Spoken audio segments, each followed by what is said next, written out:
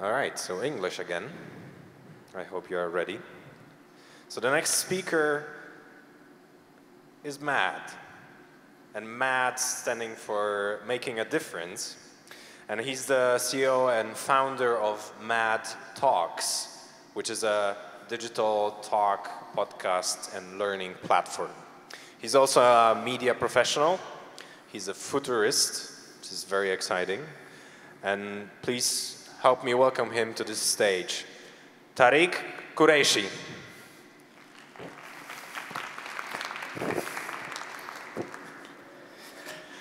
Yeah.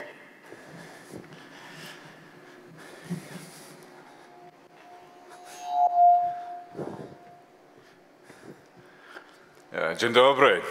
How are you, everybody? How's everybody?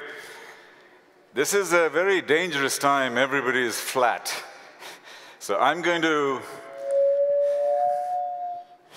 I'm not allowed to go there. I'm going to get you guys up, and we are going into a journey into the future, into the deep future, into the year 2025, and then into the year 2030, and we'll be talking about artificial intelligence. You've been hearing a lot about artificial intelligence, right? What we'll talk about today is AI, whether we should have AI or not to have AI. And that would be the final question for humanity. And the reason I'm saying that is very, very profound. Because for the first time in the history of humanity, we are creating something that is smarter than us. We are the leaders of the world not because we're the biggest or the strongest or the fastest, but because we are the smartest.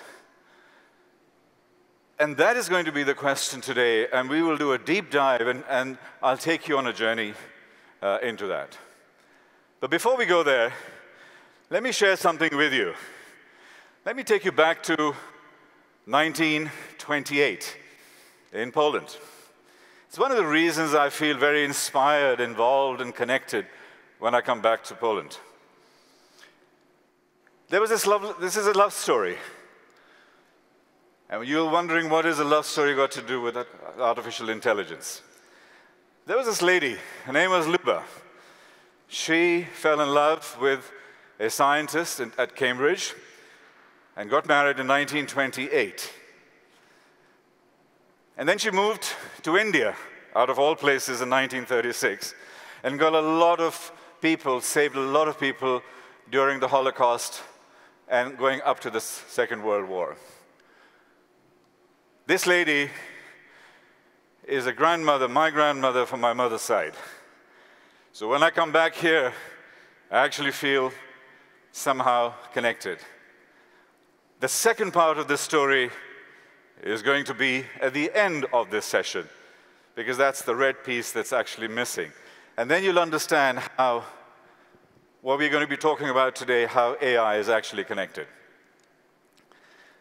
The question we have today, we've already asked, to AI or not to AI.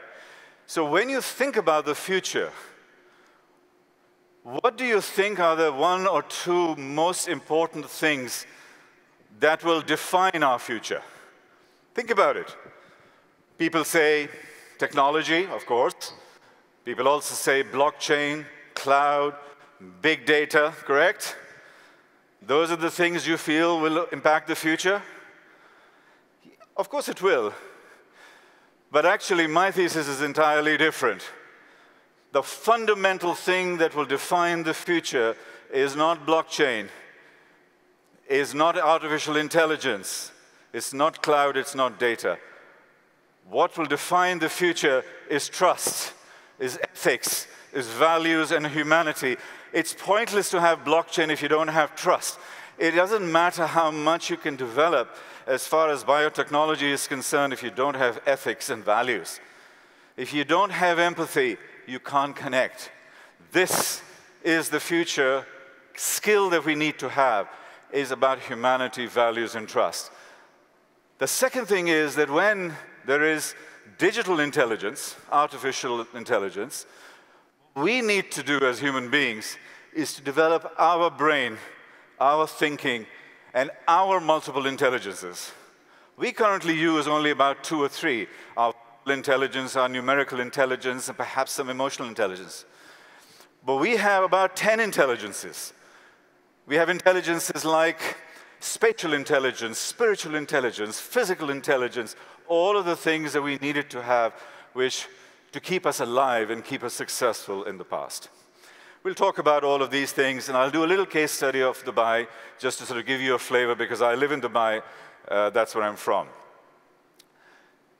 Question for all of you today is, will we survive artificial intelligence? And I'll give you a lot of thoughts which will make you think very, very hard. And at the end, what really matters. So, artificial intelligence, biggest event in the world, perhaps the last. Stephen Hawking, one of the smartest people that ever lived in our lifetimes.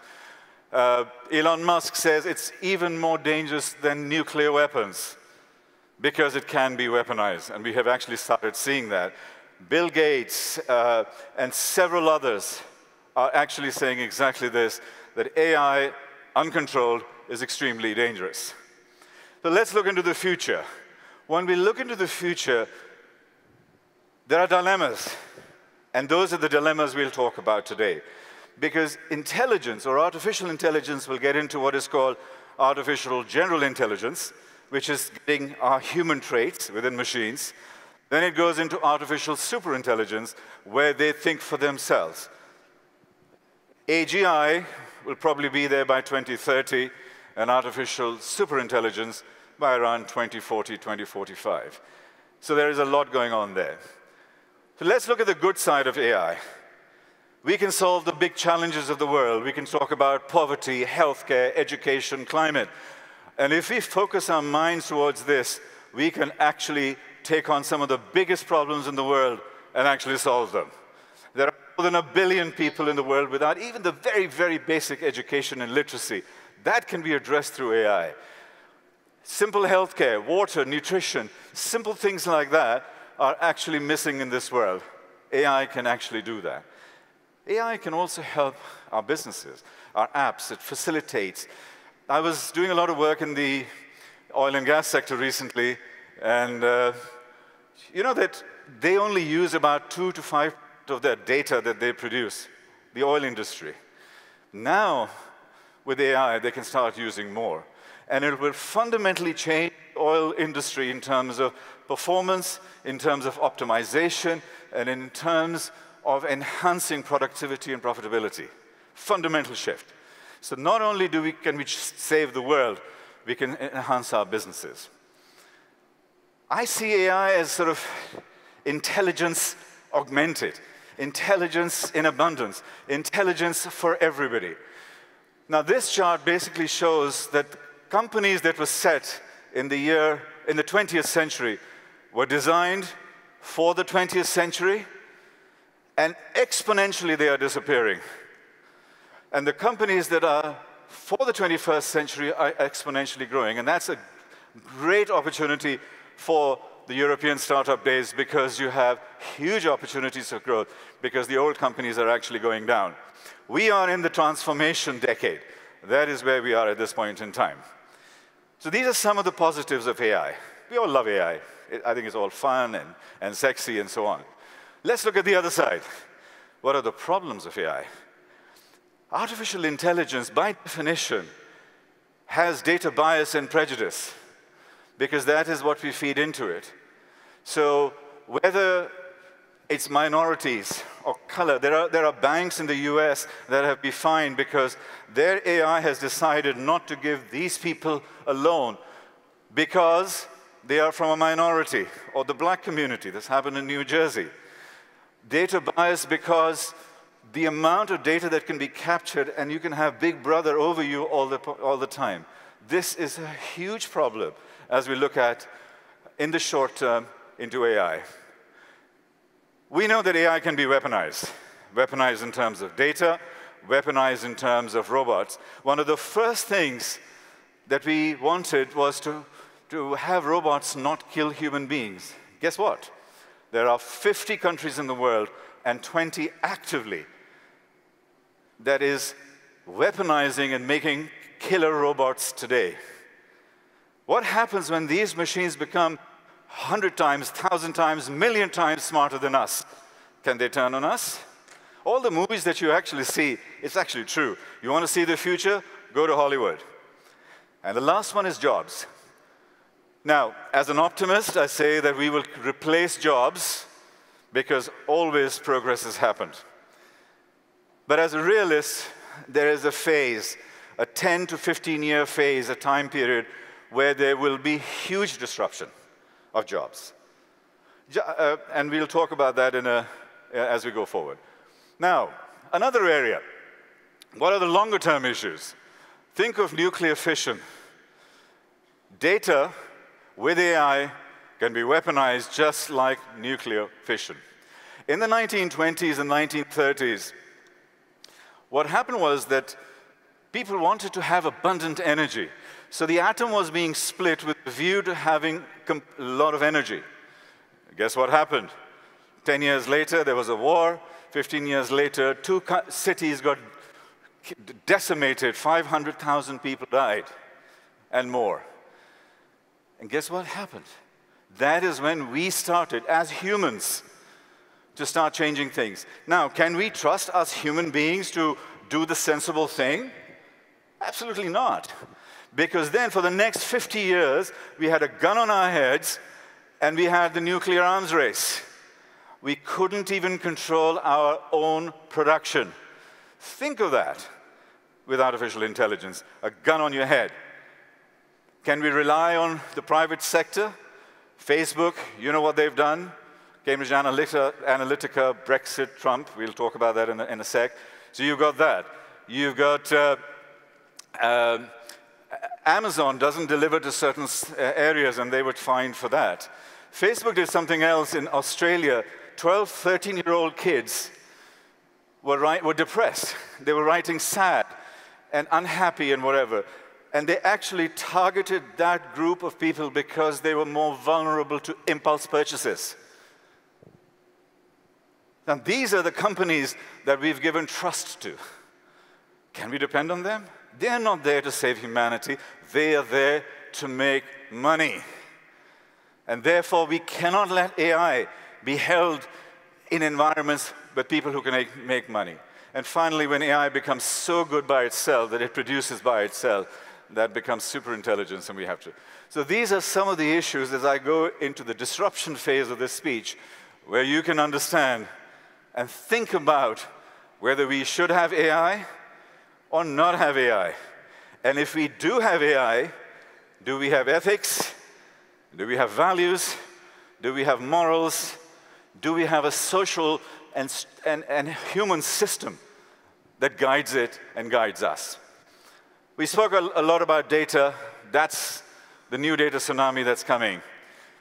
And the new leader in the data world is the surfer. And you have to surf the new data that's coming in. And AI actually helps you to do that. We are at the first 1/3 of this chart, where technology changes. The delta is growing and is growing at an exponential rate. And when people ask me, can you explain the difference between linear and exponential? And I do it very simply. If I walk up here like this, 30 steps, and each step is 1 meter, how far have I walked? I walked 30 meters, correct? But if I walk 30 doubling steps, how far have I walked? 1, 2, 4, 8, 16, 32. In 30 doublings, that's exponential. Do you know how far we have walked? We have walked 1,700,000 meters, which is 26 times around the world. That's the difference between linear and exponential. We think linear, our cognitive development is linear, but we're living in an exponential world, and that's the disconnect, so we have to be very, very careful. Our friends, the dinosaurs, wanted to evolve. And this is a study that was done by Babson College in Boston. And the study basically states, which is great news for European startup days. And what it says is that 75% of the companies in the S&P 500 will no longer exist in the year 2025. Gone, toast, finished. However, 50% of the companies that will replace those 75% have not been born today. They are the startups of today. They are you. You are the ones who are doing that. So what is happening is that every single industry is getting disrupted. Some of them have already been disrupted, and a few are in the pipeline. AI is all the way through, and ethics and values is all the way through. Those are the constants that is going to be there when we look at disruption. One of the major disruptions in the world is climate change. It's probably the most important thing that's happening. Now, what is happening with climate change is that where we are today, if nothing major happens, the water level will rise enough that by 2050, 2055, it will disrupt a whole load of people. Guess how many refugees and displaced persons? 300 to 500 million people will be displaced. You think this was a problem in Syria? That was a picnic compared to this. Boundaries will break down. Geographies will be redefined. Passports will be reconsidered. Companies will be redesigned. So this is what happens within that. People remember this? Star Trek. They have a tricorder. We have a tricorder now. It was produced last year. So this is smarter than 16 doctors put together. How many people know CRISPR? CRISPR-Cas9, the gene. Few people. Now, this is a gene that once you inject it within your cell, you can develop your muscle, really develop your muscles. Here's a cute little dog, and this dog has a twin brother. And this twin brother was given the CRISPR gene. So now hang on. Once he gets the CRISPR gene, guess what happens? This is what happens to the dog, to the twin brother, genetically exactly the same. Guess what is that? Now, what's going on now? Countries have started disappearing. They've started testing on fetuses in China and other places. So this is also fundamentally changing, that we can build designer babies, super races, build things the way we want to build them. And that needs ethics and values, not technology. Technology we're good at. Ethics and values we're not. Elon Musk thinks this is the future. Put a little chip in your brain. I've spoken to parents in India and in China who would give this to their kid in a flash because they're so competitive. And again, ethics and values. What's the moral structure? This is interesting how jobs are going to change. Repetitive jobs are going to go away. So everybody wants one of these. And it's a cute little robot, and it will replace a lot of jobs. This has already replaced jobs. This is at Amazon. Let me give you a chart of the United States. The #1 job in the United States, in most of the states, is truck driver. Did you know that? And now, quickly look at this diagram. And the next one is all the states that were won by Trump. Because they were working on the concept of fear, because they were about to lose their jobs to automation. And that was the response. So, Facebook, we have already spoken about that. I'm moving much faster that we can finish some of the ideas. So anything and everything that can be automated will be. Why? Because it's going to be 1,000 times faster and 1,000 times cheaper.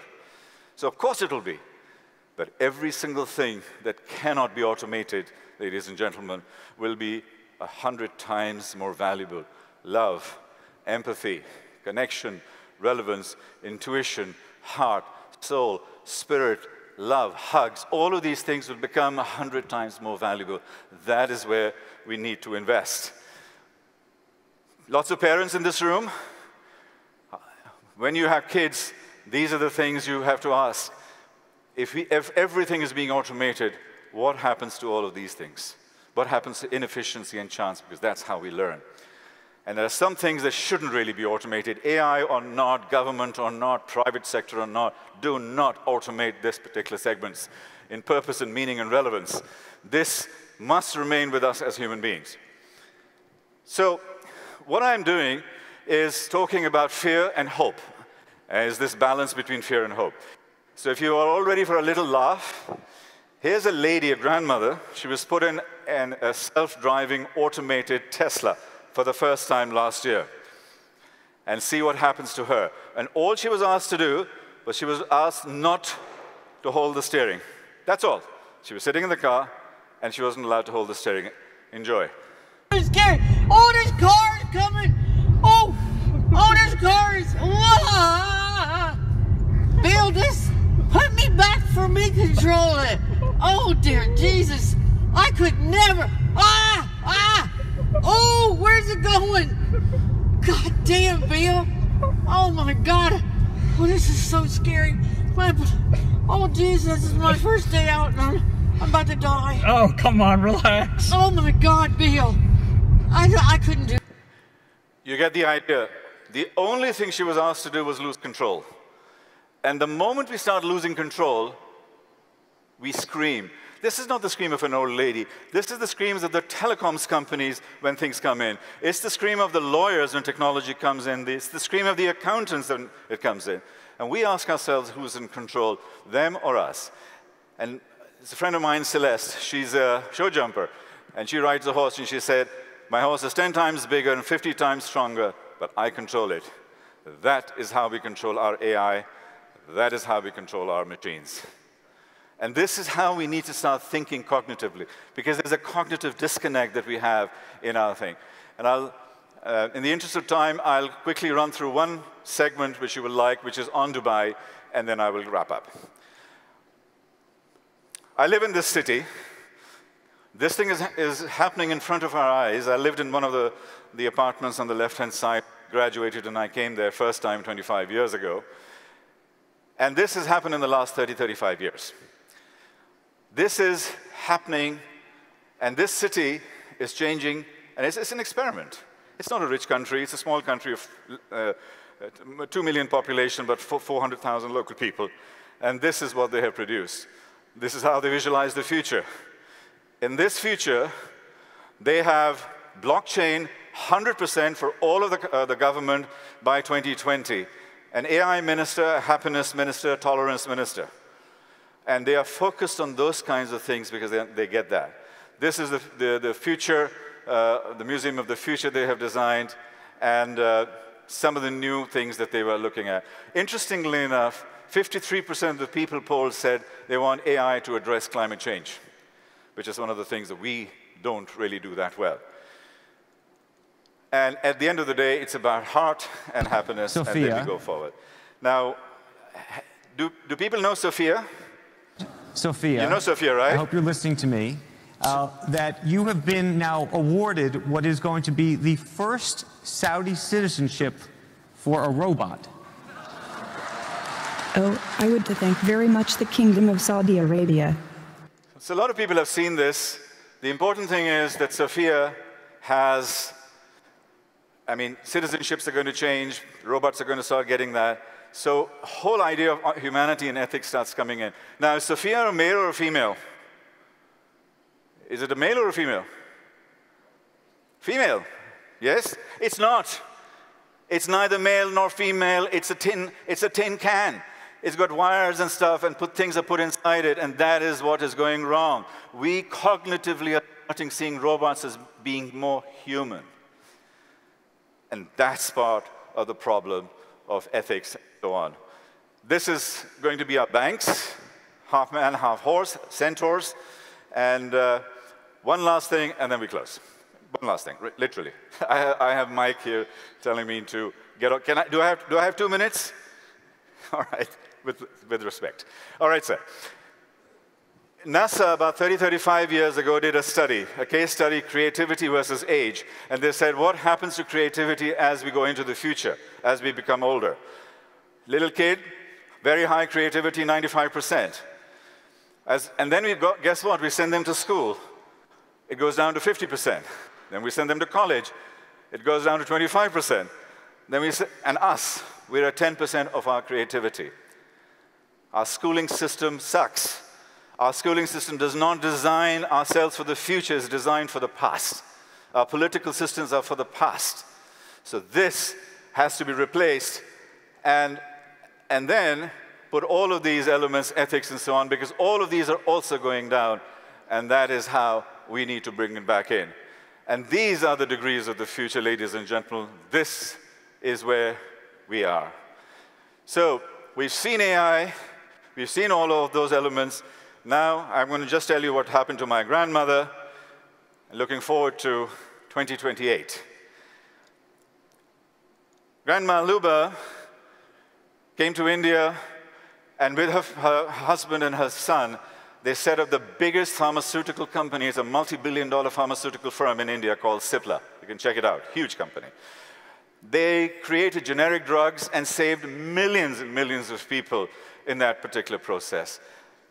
She represents compassion, she represents empathy, she represents all ethics and values. She was Polish. That, ladies and gentlemen, is what I would like to give back to you, is please go back and think of these values as we look at artificial intelligence and how we engage with artificial intelligence and how we look into the future. Thank you. Thank you very much. Tariq Qureishy, thank you. Tariq, if I could ask you for a moment to get off the stage, I'm